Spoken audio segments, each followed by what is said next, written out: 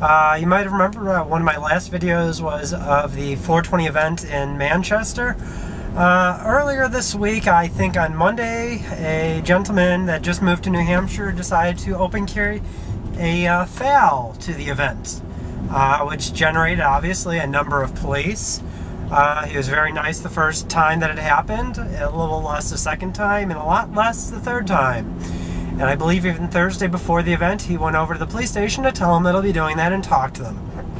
So I'm going to be heading over there with an AR-15 to join him today, and we shall see what ends up happening. One rifle from the car later, and I'm heading down to the park now. Ian is already there, and I saw a police officer there a little while ago, so we'll see what happens now. Somebody just honked at me and flicked me off. Kind of nice. Ian, who I believe on Monday first came out here carrying his FAL around his back on Manchester at Veterans Park during a 420 event. What made you decide you wanted to do that, Ian?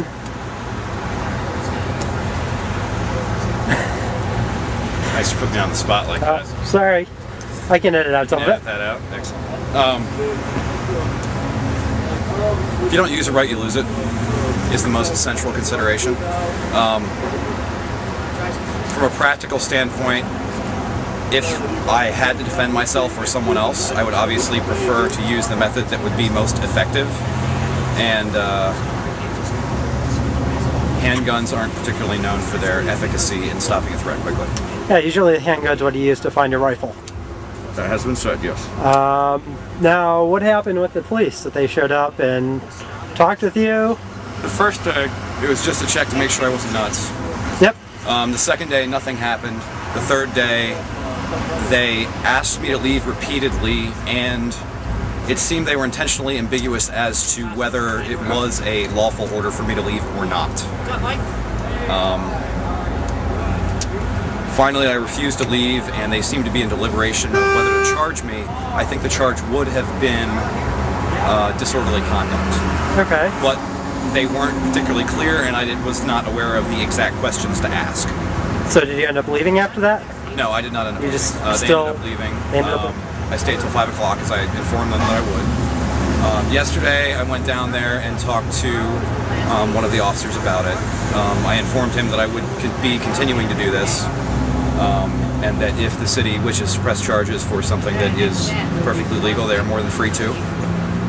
And additionally, if they are going to arrest me, I informed them that I would cooperate fully. I would not resist arrest. I would not, because I do understand that I am carrying a firearm and don't wish to put them in danger. I certainly don't wish them to put me in danger. Most importantly, I don't wish anyone else in danger. All the rest of the people around in danger. So I informed them of that. At approximately 3 o'clock today, I called them again, talked to the duty shift commander, told him I'd be doing it between 4 and 5 again today. I'm going to continue doing this so far as I am able. Recently, I've been picking up a lot of night shifts, so it's looking like I'll be able to do this most every day. Okay. It's going to get cold, though. Well, I'm going to try to come out here and help you, and I know tomorrow we have a event that people have talked about to come here.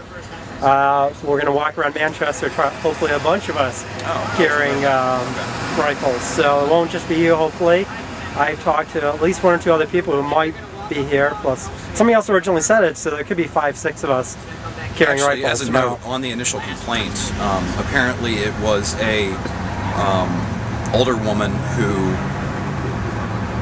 believed that I posed a threat to her or other people in Veterans Park. At the time, my beard was about 4 to 6 inches longer. I was alone, which I think was the most important part of her complaint. Or no, I should say her reason, whatever it may have been. Me being alone would indicate something different than me standing here talking to 5 or 6 other people in a friendly fashion. It gives a different impression. But I had shown up earlier than everybody else, so. I heard you're going to be here at 4, so I kind of rushed over here to get here about the time you're here. I noticed there was a police officer parked here. Were they talking to you at all? No, they just rolled by. They just rolled by. I informed them. I'm sure that they sent someone Just well, either because of that or because they've already received a complaint. I am curious to see if we can get access to the number of complaints, or some data at all. I doubt that. You should be able to do a Freedom of Information Act to.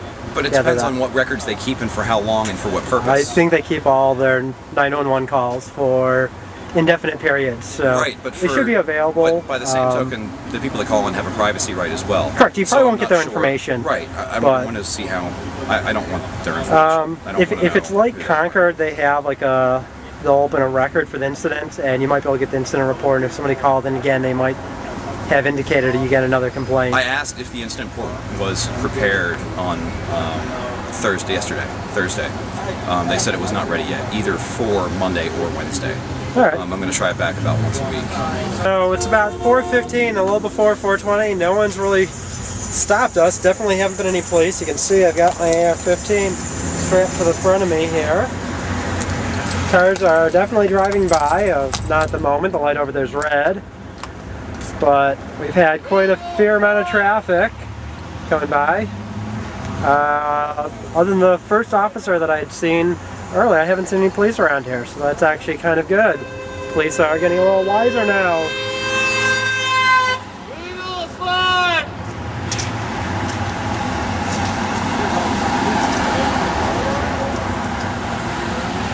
There goes a unmarked police car. Unfortunately, I didn't have the camera rolling when I saw him and turned around, so he gave us a thumbs up. We have a third person here with a Swiss K31 open carrying.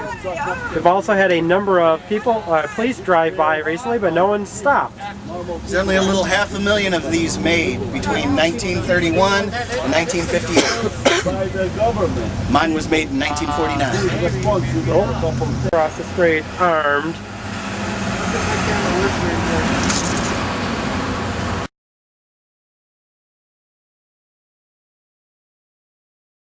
Open carrying, but I guess the cop's probably not going to do anything.